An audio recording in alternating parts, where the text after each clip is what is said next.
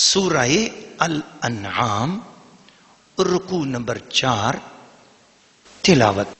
قد خسر الذين كذبوا بلقاء الله حتى إذا جاءتهم الساعة بغتة قالوا يا حسرتنا على ما فرطنا فيها وهم يحملون أوزارهم على ظهورهم ألا ساء ما يزرون وما الحياة الدنيا إلا لعب ولهو وللدار الآخرة خير للذين يتقون أفلا تعقلون قد نعلم إنه ليحزنك الذي يقولون فإنهم لا يكذبونك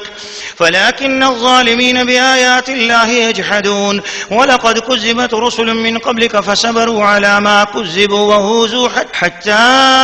أتاهم نصرنا ولا مبدل لكلمات الله ولقد جاءك من نبأ المرسلين وإن كان كبر عليك إعراضهم فإن استطعت أن تبتغي نفقا في الأرض أو سلما في السماء فتأتيهم بآية ولو شاء الله لجمعهم على الهدى فلا تكونن من الجاهلين إنما يستجيب الذين يسمعون والموتى يبعثهم الله ثم إليه يرجعون وقالوا لولا نزل عليه آية من ربه قل إن الله قادر على أن ينزل آية ولكن أكثرهم لا يعلمون وما من دابة في الأرض ولا طائر يطير بجناحيه إلا أمم أمثالكم ما فرطنا في الكتاب من شيء ثم إلى ربهم يحشرون والذين كذبوا بآياتنا صم وبكم في الظلمات من يشاء الله يضلله ومن يشاء يجعله على صراط مستقيم قل أرأيتكم إن أتاكم عذاب الله أو أتتكم الساعة وغير الله تدعون إن كنتم صادقين بل إياه تدعون فيكشف ما تدعون إليه إن شاء وتنسون ما تشركون. سورہ الانعام رکوع نمبر 4 ترجمہ. کنز الایمان. بے شک ہار میں رہے وہ جنہوں نے اپنے رب سے ملنے کا انکار کیا، یہاں تک کہ جب ان پر قیامت اچانک آ گئی بولے ہائے افسوس ہمارا اس پر کہ اس کے ماننے میں ہم نے تقصیر کی، اور وہ اپنے بوجھ اپنی پیٹھ پر لادے ہوئے ہیں، ارے کتنا برا بوجھ اٹھائے ہوئے ہیں، اور دنیا کی زندگی نہیں مگر کھیل کود، اور بے شک پچھلا گھر بھلا ان کے لیے جو ڈرتے ہیں۔ تو کیا تمہیں سمجھ نہیں؟ ہمیں معلوم ہے تمہیں رنج دیتی ہے وہ بات جو یہ کہہ رہے ہیں، تو وہ تمہیں نہیں جھٹلاتے بلکہ ظالم اللہ کی آیتوں سے انکار کرتے ہیں، اور تم سے پہلے رسول بھی جھٹلائے گئے تو انہوں نے صبر کیا اس جھٹلانے اور ایذائیں پانے پر، یہاں تک کہ انہیں ہماری مدد آئی، اور اللہ کی باتیں بدلنے والا کوئی نہیں، اور تمہارے پاس رسولوں کی خبریں آ ہی چکی ہیں، اور اگر ان کا منہ پھیرنا تم پر شاق گزرا ہے تو اگر تم سے ہو سکے تو زمین میں کوئی سرنگ تلاش کر لو یا آسمان میں زینہ، پھر ان کے لیے نشانی لے آؤ، اور اللہ چاہتا تو انہیں ہدایت پر اکٹھا کر دیتا۔ تو اے سننے والے تو ہرگز نادان نہ بن، مانتے تو وہی ہیں جو سنتے ہیں، اور ان مردہ دلوں کو اللہ اٹھائے گا پھر اس کی طرف ہانکے جائیں گے، اور بولے ان پر کوئی نشانی کیوں نہ اتری ان کے رب کی طرف سے؟ تم فرماؤ کہ اللہ قادر ہے کہ کوئی نشانی اتارے، لیکن ان میں بہت نرے یعنی بالکل جاہل ہیں، اور نہیں کوئی زمین میں چلنے والا اور نہ کوئی پرند کے اپنے پروں پر اڑتا ہے مگر وہ تم جیسی امتیں۔ ہم نے اس کتاب میں کچھ اٹھا نہ رکھا، پھر اپنے رب کی طرف اٹھائے جائیں گے۔ اور جنہوں نے ہماری آیتیں جھٹلائیں بہرے اور گونگے ہیں اندھیروں میں، اللہ جسے چاہے گمراہ کرے اور جسے چاہے سیدھے راستے ڈال دے،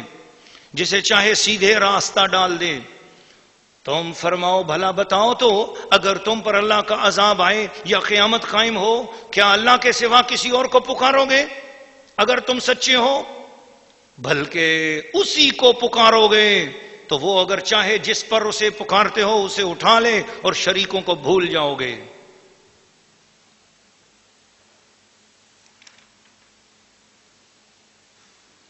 سورہ الانعام رکوع نمبر 4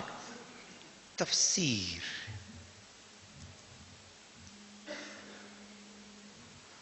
قیامت کے حوالے سے گفتگو کی گئی ہے ناظرین و ناظرات اور سامعین و سامعات۔ اس رکوع میں بتایا گیا کہ قیامت آنی ہے اور یہ دنیا ایک کھیل کود ہے۔ دنیا کی رنگینیوں میں مست نہ ہو جاؤ۔ دنیا تمہیں ملی ہے اللہ کی بندگی کرنے کے لیے۔ برے لوگ بھی یہاں ہوں گے، اچھے لوگ بھی ہوں گے۔ تمہارا کام یہ نہیں ہے کہ تم نے ہر رنگ میں اپنے آپ کو رنگ لینا، نہیں، برے رنگ سے اپنے آپ کو بچاؤ اور اچھے رنگ میں اپنے آپ کو رنگو۔ اور یہ بھی یاد رکھو ایمان والو، جب تم دین اسلام پہ عمل کرو گے تو تمہیں ستایا جائے گا، اور یہ ستانا پچھلے دستوروں سے چلا آ رہا ہے۔ جب تم اللہ کے محبوب کی خوشیاں مناتے ہو تو یقیناً ستائے جاتے ہو، قرآن کی خوشیاں مناتے ہو ستائے جاتے ہو۔ تمہیں اللہ پر خوشی ہے، ایمان پر خوشی ہے، رسول پر خوشی ہے، تو کچھ تمہیں ستائیں گے تو ان کے ستانے پہ گھبراؤ نہیں۔ تم جب اللہ کی بندگی کرو گے، ایک اللہ کو پوجو گے، اس کی عبادت کرو گے، تمہیں مشرکانہ ذہن رکھنے والے لوگ، مشرک لوگ، کافر لوگ، غیر مذہب والے لوگ تمہیں ستائیں گے، تکلیفیں دیں گے۔ تم نے گھبرانا نہیں، بلکہ تم نے ان تکلیفوں پر صبر کرنا ہے۔ اللہ تعالیٰ نے اپنے محبوب کو کہہ کر، اپنے محبوب کو مخاطب کر کے دراصل حقیقتاً ایمان والوں کو نصیحت دی۔ اور یہ بھی بات یاد رکھیں کہ بعض لوگ دوسروں کو متاثر کرنے کے لیے کہ کوئی کرامت مل جائے، کوئی دکھانے کے لیے کوئی ایسی شعبدہ بازی جیسی کوئی چیز مل جائے کہ کافر جو ہے وہ دیکھیں کہ ہم مسلمانوں کے پاس بھی ایسی کوئی چیز ہے۔ ایک واقعہ مجھے اس موقع پر تھوڑا سا یاد آ رہا ہے کہ ایک جگہ، ایک علاقے میں ہم تھے، وہاں پر عیسائیوں کی بستی تھی، تو وہاں پر عیسائیوں کا کوئی دم کرنے والا کوئی ایسا بندہ تھا جو کوئی پھونکتا تھا تو بیماریاں دور ہوتی تھیں۔ تو وہاں کے مسلمانوں نے کہا جی کہ کوئی ایسی چیز ہمارے پاس بھی ہونی چاہیے تاکہ پتہ چلے کہ ہم مسلمانوں کے پاس کچھ ہے۔ تو اس آیت کے جو آخری کلمات ہیں، اس رکوع کے آخری کلمات اور آخری آیات، وہ اسی چیز کی طرف دعوت دیتی ہیں کہ مسلمانوں، ہمارا دین کوئی شعبدے بازیاں دکھانے کا دین نہیں ہے۔ اور یہ بھی یاد رکھو کہ ہمارا دین یہ نہیں ہے کہ ہم دوسروں کے مقابلے پر اٹھ کر، دوسرا اگر کوئی کرامت دکھا رہا ہے تو ہم بھی مقابلے میں کرامتیں دکھانے لگ جائیں۔ وہ استدراج ہوتا ہے دوسروں کا، وہ دوسروں کا، غیر مذہب والوں کا اور دوسرے لوگوں کا، وہ جو ایسی کوئی خوارق عادت جو چیز ان کے سامنے، ان کی آپ کے سامنے ظاہر ہوتی ہے، تو یہ چیز ایک صرف اور صرف ایک استدراج ہوتا ہے، ایک شیطانی قوتیں ہوتی ہیں، ان سے متاثر نہیں ہونا چاہیے۔ اور یہ بھی یاد رکھیں اگر اپنے علماء کے پاس اگر ایسی کوئی کرامت نہیں ہے تو اس کی وجہ سے ان کو ناحق نہیں سمجھنا چاہیے۔ اسلام کرامتیں، معجزات دکھانے کا مذہب نہیں ہے۔ یہ تو کرامتیں اور معجزات جو ہیں، معجزہ تو خیر صرف اور صرف نبی پاک صلی اللہ علیہ وآلہ وسلم کے ساتھ خاص ہے۔ حضور صلی اللہ علیہ وسلم ہی معجزہ دکھانے والی شان رکھتے ہیں۔ اس کے بعد صحابہ کرام ہو یا اولیاء اللہ، ان سے کرامتیں ظاہر ہوتی ہیں، مگر یہ کرامتیں خواہی نہ خواہی اللہ کریم کے اختیار میں ہے، وہ کرامتیں ظاہر فرماتا ہے۔ لیکن اس کا یہ مقصد نہیں ہے کہ اگر جس کے پاس کرامت نہیں ہے تو وہ دین والا نہیں ہے، بلکہ اس کا مقصد یہ ہے کہ آپ لوگوں کو صرف اللہ کی بندگی کرنی ہے۔ وہ کرامت دے تو یہ اس کا انعام ہے، اور کرامت نہ دے، ہمارا کام کرامتوں کے حصول کے لیے اللہ کی بندگی کرنا نہیں ہے، اور کرامتیں دکھانے کے لیے دین کی تبلیغ کرنا بھی نہیں ہے، بلکہ ہم نے اللہ اور اس کے رسول کے دین کی تبلیغ کرنی ہے صرف اس لیے کہ اللہ اور اس کے رسول کی مرضی کے مطابق زندگی گزارنی ہے۔ اس میں کوئی کرامت نظر آ گئی تو یہ اللہ کا فضل ہے، کرامت نظر نہ آئی تب بھی ہم نے اپنے آپ کو اللہ کا بندہ بنا کر رکھنا ہے۔